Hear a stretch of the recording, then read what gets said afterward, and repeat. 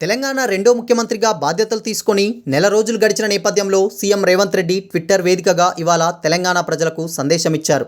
సంఖ్యలను తెంచి స్వేచ్ఛను పంచి జనం ఆంక్షలను నిజం చేస్తూ సాగిన ఈ నెల రోజుల ప్రస్థానం తృప్తినిచ్చింది. సేవకులమే తప్ప పాలకులం కాదన్న మాట నిలబెట్టుకుంటూ పాలనను ప్రజలకు చేరువ చేస్తూ అన్నగా నేనున్నానని హామీ ఇస్తూ జరిగిన నెల రోజుల ప్రయాణం కొత్త అనుభూతినిచ్చింది.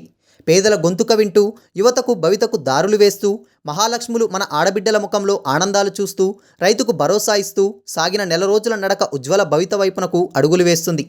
పెట్టుబడులకు కట్టుబడి ఉన్నామంటూ పారిశ్రామిక వృద్ధికి పెద్దపీట వేస్తూ నగరాల అభివృద్ధికి నగిశీలు చెక్కుతూ మత్తులేని చైతన్యపు తెలంగాణ కోసం గట్టి పట్టుదలతో సాగిన ఈ నెల రోజుల పాలన బాధ్యతగా సాగింది.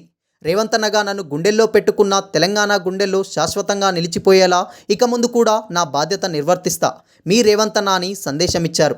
ప్రస్తుతం సీఎం రేవంత్ రెడ్డి ట్వీట్ తెగ వైరల్గా మారింది. ప్రగతి భవన్ గోడలను కొల్లగొట్టారు. ప్రమాణ స్వీకారం నాడే ఇచ్చిన హామీల్లో రెండింటిపై సంతకం చేశారు. పదవి బాధ్యతలు చేపట్టిన నెల రోజుల్లో మేనిఫెస్టోలో ఇచ్చిన హామీలను ఒక్కొక్కటిగా అమలు చేసే దిశగా అడుగులు వేశారు. ప్రజాపాలన పేరుతో ప్రజల్లోకి పాలనను తీసుకెళ్లారు. గడిచిన నెల రోజుల పాలనపై ప్రజల్లో వ్యతిరేకత లేకపోవడం ఒకెత్తైతే త్వరితగతిన పనులు జరుగుతుండడం వలన రేవంత్ రెడ్డికి రాష్ట్రంలో కాస్త ప్రజాబలం వచ్చిందని రాజకీయ విమర్శకులు మాట్లాడుకుంటున్నారు.